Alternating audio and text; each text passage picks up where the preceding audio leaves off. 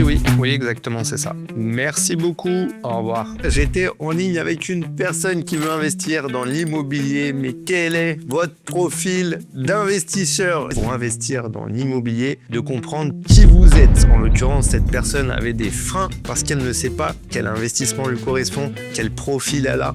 Bienvenue dans cette nouvelle vidéo.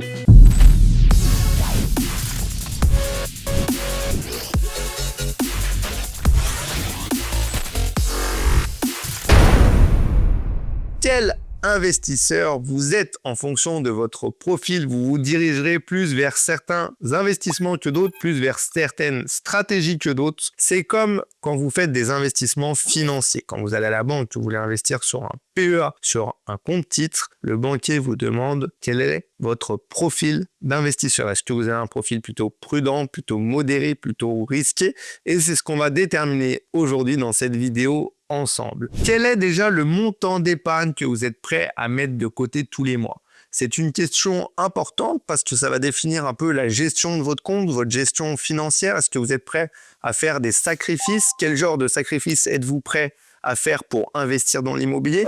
Est-ce que vous êtes prêt à mettre beaucoup d'argent de côté, donc peut-être à vous priver de certains plaisirs, de certaines passions, de voyages, d'avoir le dernier smartphone? Quelles sont les concessions que vous êtes prêt à faire? Et ça, c'est important de se le poser parce qu'il y a des gens qui préfèrent le plaisir immédiat. Peut-être que c'est votre cas aussi, il n'y a pas de mal à ça, mais c'est important de le savoir pour pouvoir investir et savoir ce que vous voulez faire dans l'immobilier. Peut-être que vous allez devoir repousser tous ces plaisirs immédiats pour pouvoir profiter plus tard. Plus vous allez mettre de l'argent de côté, plus vous allez pouvoir partir sur des opérations importantes. Car oui, malgré tout ce qu'on entend, oui, malgré le fait que effectivement c'est encore possible d'investir dans l'immobilier sans apport ou avec un très faible apport, je vous conseille quand même d'avoir de la trésorerie, de vous prémunir en cas de situation difficile, par exemple un turnover de locataires ou par exemple des travaux que vous allez devoir effectuer qui ne sont pas spécialement prévus. Donc c'est ultra important d'avoir une épargne de sécurité. Pour ça, vous allez peut-être devoir encore une fois faire un effort d'épargne tous les mois, donc mettre de l'argent de côté sur de l'épargne disponible, l'épargne bancaire, donc livret A, LDD, compte épargne sur livret, ou bien sur de l'épargne financière comme PEA, compte titre, mais qui sera plus difficilement récupérable. C'est pas que ça soit contraignant, mais s'il est investi, peut-être que l'opportunité, au moment où vous allez vouloir sortir les fonds, ça sera pas le bon moment. Donc, vaut mieux rester sur de l'épargne disponible. Peut-être que vous allez placer sur de l'assurance vie, encore une fois. En fonction des supports que vous choisirez, il est peut-être préférable de placer de l'épargne sur de l'épargne liquide, sur de l'épargne bancaire, pour pouvoir le récupérer à tout moment. Mais quoi qu'il arrive, ça vous demandera de faire un effort mensuel, donc de mettre de l'argent de côté. Après, je vous encourage à épargner, épargner ce que vous pouvez réellement placer. Parce qu'il y a des gens qui vont faire un effort qui va être de 200 ou 300 euros mensuels et à la fin de l'année qui vont devoir récupérer la moitié parce qu'ils auront un besoin de trésorerie. Donc ne placez que ce que vous pouvez conserver, placer dans le but d'investir par la suite et d'investir cette somme soit en apport, soit comme trésor disponible si vous avez un aléa dans l'investissement, que ce soit encore une fois des locataires qui s'en vont ou que ce soit des travaux qui étaient imprévus. Mais en tout cas, gardez cette épargne disponible que vous pourrez utiliser. Donc ça, c'est la première chose à définir. Ça va être vraiment le niveau d'épargne que vous êtes prêt à mettre en place tous les mois. Deuxième chose, si vous souhaitez investir dans l'immobilier, il va falloir définir la durée sur laquelle vous souhaitez investir. Bien entendu, il peut y avoir des aléas dans la vie, donc vous allez peut-être devoir reprendre et vendre le bien que vous avez acheté récemment. Peut-être que vous allez devoir faire des arbitrages sur votre patrimoine, mais c'est bien d'avoir une vision globale de ces projets. Donc se dire, ok, moi je suis prêt à investir sur 7 ans. Moi, je suis prêt à investir entre 7 et 15 ans. Moi, je voudrais investir sur plus de 15 ans sur ce bien-là. Pourquoi? Parce que de cette manière-là, déjà, vous allez avoir une stratégie qui va être différente en fonction de la durée sur laquelle vous voulez vous engager. Par exemple, si vous voulez vous engager sur 2 ans, moins de 2 ans, ça sera probablement des opérations d'achat-revente, donc de marchand de biens. Si vous voulez vous engager sur des opérations qui sont un peu plus longues, vous pouvez vous projeter sur le fait de faire des travaux, sur le fait de savoir que les travaux ne seront peut-être pas à refaire avant 7-10 ans, donc vous aurez la possibilité d'ici là de réinvestir dans le bien et sur celui-ci d'amortir donc le bien, de rembourser du capital tous les mois. Et du coup, vous aurez une vision très long terme. Peut-être que vous pourrez vous projeter sur de la transmission pour vos enfants. Encore une fois, voilà, il peut se passer plein de choses dans la vie. Peut-être que vous serez amené à faire des arbitrages, mais c'est bien d'avoir une durée en tout cas sur laquelle à la base vous souhaitez investir. Et cette durée, elle va permettre de définir un profil. Est-ce que vous avez un profil plutôt prudent, donc sur une durée longue?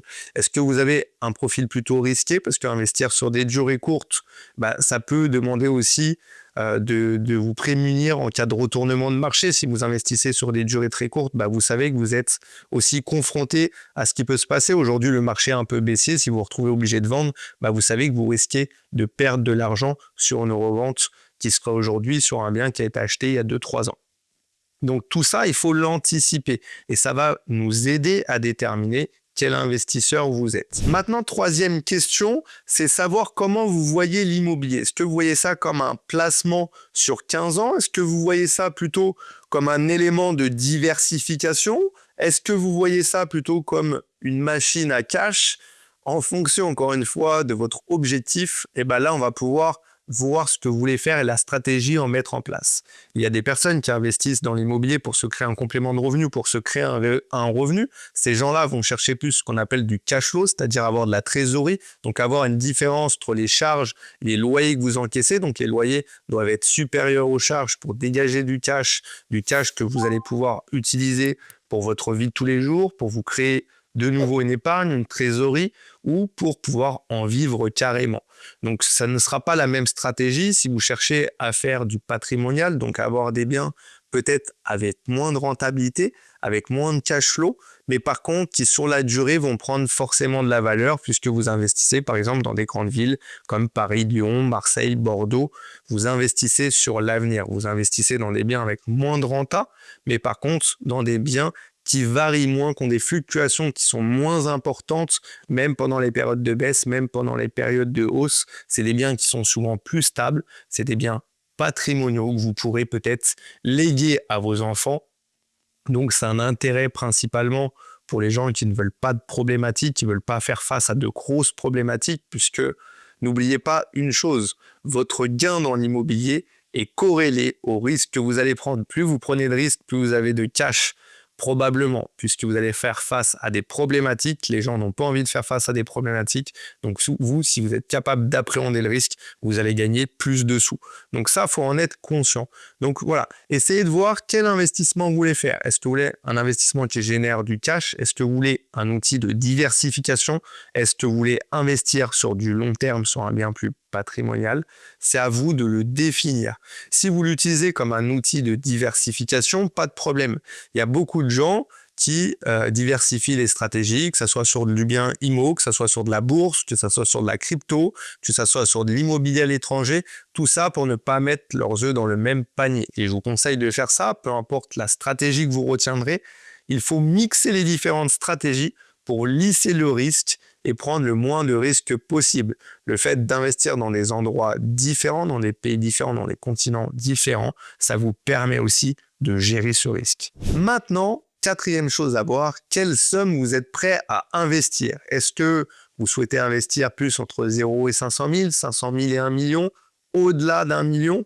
En fonction de la somme que vous êtes prêt à investir, déjà la trésorerie que vous devez avoir n'est pas la même, le schéma que vous allez utiliser n'est pas le même, le vaisseau peut-être que vous allez utiliser, à savoir nom propre, SCI, société, ce n'est pas la même chose parce qu'en fonction du patrimoine que vous voulez générer, en fonction de vos objectifs, une personne qui aura un objectif plus de cash flow, de garder tout de suite les fonds pour pouvoir les utiliser, il optera peut-être plus pour de la SCI allière ou de l'achat en nom propre. Pourquoi? Tout simplement parce que quand vous êtes à l'impôt sur le revenu, l'avantage que vous avez, c'est que vous disposez des fonds, vous avez les fonds vous appartiennent. Une fois que vous êtes acquitté de l'impôt, vous pouvez profiter de votre argent. Alors qu'une personne qui investira sur de l'impôt sur les sociétés, donc soit au travers une SCI, soit au travers une société commerciale comme une SAS ou une SARL, cette personne-là aura plus une optique de réinvestir le montant qu'il aura gagné, donc la trésorerie qu'il aura générée. Le but, là, ça va être plus de faire de l'accumulation. Donc déjà, demandez-vous, est-ce que le montant que vous souhaitez investir est inférieur à 500 000? Est-ce qu'il se trouve entre 500 000 et 1 million? Est-ce que c'est plus d'1 million?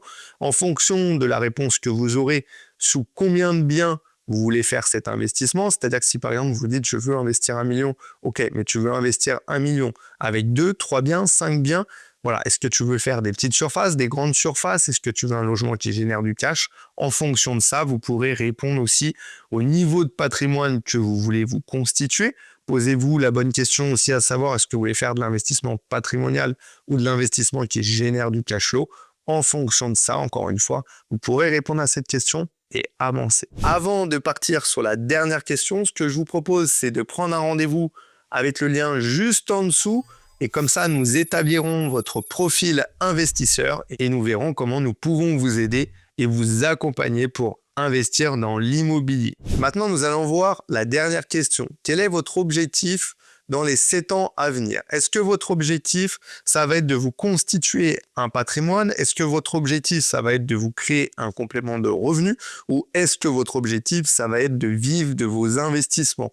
Comme on l'a vu tout à l'heure, en fonction de la décision que vous allez prendre, en fonction de la réponse que vous allez donner, vous allez peut-être opter pour des stratégies locatives qui vont être différentes, qui vous permettront de générer plus de cash, qui vous permettront d'avoir un patrimoine plus sécurisé. C'est à vous de définir ce que vous voulez faire. Et c'est pour ça qu'il y a 2 questions que je pose toujours en amont des accompagnements qu'on propose aux gens.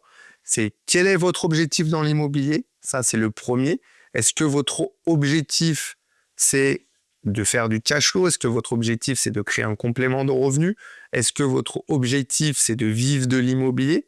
Et la deuxième question que je pose, c'est pourquoi? Pourquoi vous souhaitez investir? Est-ce que vous souhaitez investir pour vous créer un patrimoine, pour créer un patrimoine pour vos enfants, pour préparer la retraite? Tout ça, c'est des questions que vous devez vous poser afin de prendre le bon chemin. Une fois que vous aurez répondu à ces questions, vous pourrez établir une feuille de route qui définira comment atteindre vos objectifs étape par étape. Je m'explique, si votre but c'est de générer par exemple 5 000 € de cash flow par mois, on va décomposer ces 5 000 € pour savoir comment y arriver.